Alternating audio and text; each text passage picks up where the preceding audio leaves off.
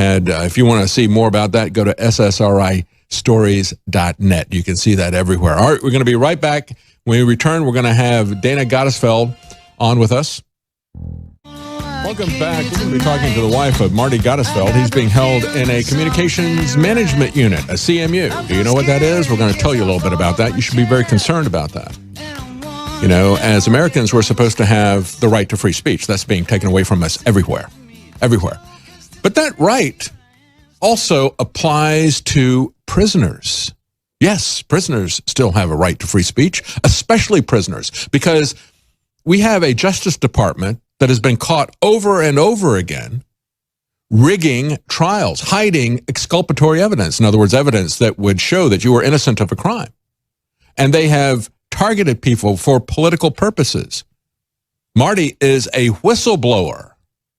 What's all these crocodile tears we see from the mainstream media about whistleblowers, and they don't pay any attention to Marty Gottesfeld? Oh, that's right. Marty talked about the rich and politically connected people.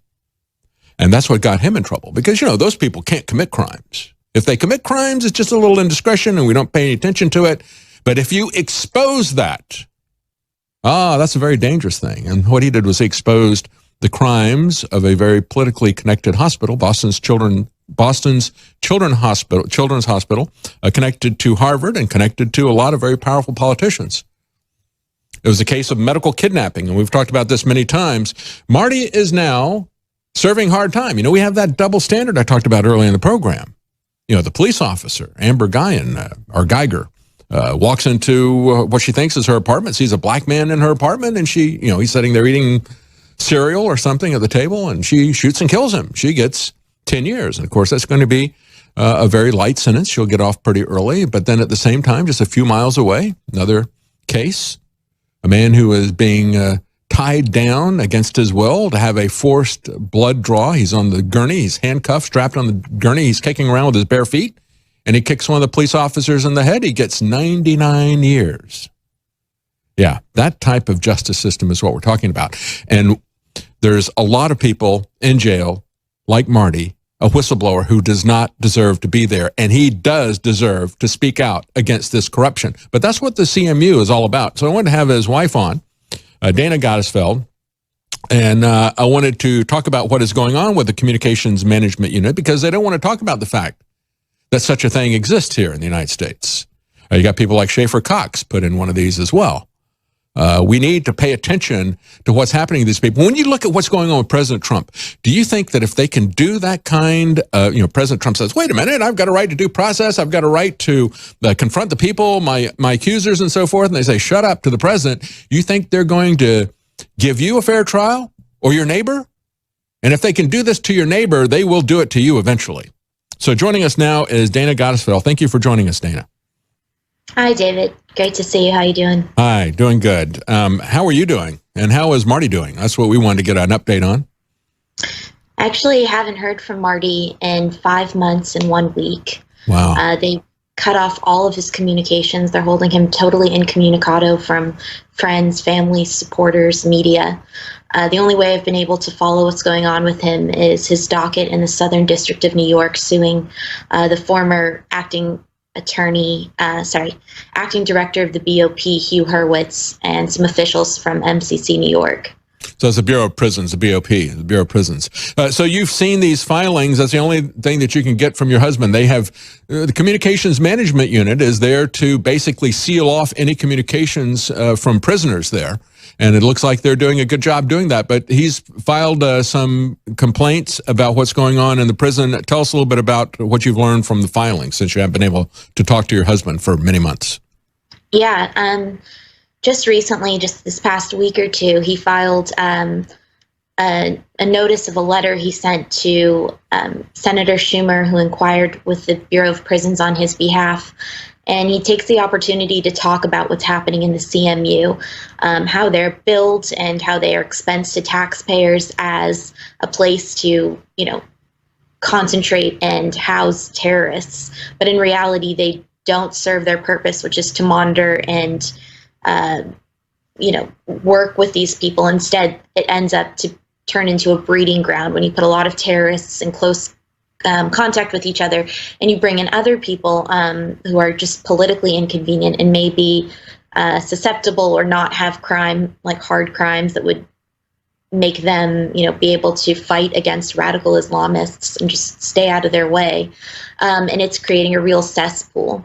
We also because your husband, Marty, is somebody who's a fighter. He's a talker. They don't want him talking. They don't want people like Schaefer Cox, who they didn't even have a crime at the basis of that. They just put him in jail for conspiracy, even though there was no crime at the basis of that. And that's the type of thing that we see being put against President Trump. They say, well, we think that you tried to interfere with the investigation. Well, what crime was it? Well, no crime, but you just interfered with our investigation, that type of thing. So if they can do that to the president, they can and they will do it to anybody who is a political dissident, who speaks out, who challenges their authority. And I think it's a very, very worrisome thing that we have something called a communications management unit that is a prison. Like I said before, the prisoners who in many cases are railroaded, especially if they're political dissidents or if they have very politically powerful enemies, like the people that Marty blew the whistle on that were engaged in medical kidnapping.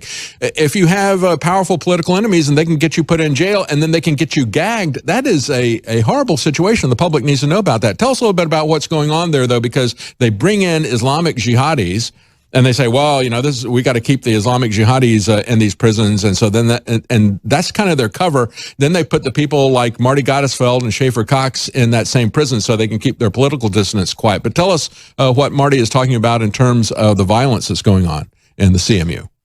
Yeah, so just in November 2018, there was a man, Rodney Curtis Hamrick, who murdered a guy named Robert David Neal. This was just November 2018. It didn't make any splash, any news. And that's the kind of stuff that gets covered up in by the Federal Bureau of Prisons. This CMU is basically just turned into a place for, Obama DOJ holdovers in the executive and judicial branch to hide from accountability for these really immoral and just wrong prosecutions, where they excise evidence, and it's just horrifying.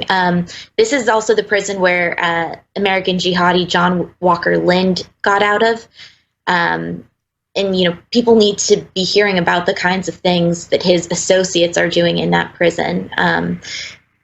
It's scary, and it's also like it's not even serving the purpose that it was intended for, which is to keep these people isolated and separated, because what you have happening is isolated, separated, and monitored. Because like what you have happening is with Neal's, we never saw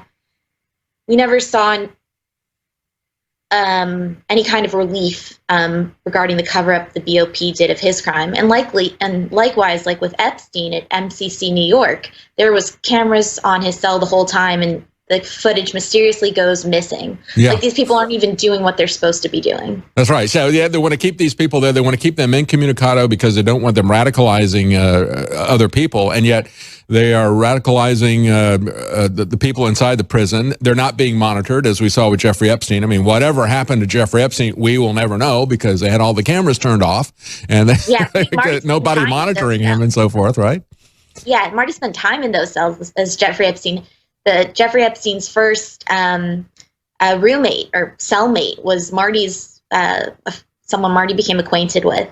And he just doesn't buy it that this kind of thing could have gone down. He finds it highly suspicious. Yeah, well, I talked to John Kiriakou as well, who said, look, when you're on suicide watch, they assign even other prisoners. He said, when I was in prison as a whistleblower, blowing the whistle on CIA torture, John Kiriakou said, I was paid to monitor somebody who was on suicide watch. So, it doesn't make any sense whatsoever, but this is what they can get away with, and they can manage the communication of people inside the prison, people who are political prisoners, people that they want to keep quiet, and that's what I want to shine attention on. I mean, certainly we want to get President Trump's attention to Marty Gottesfeld's case.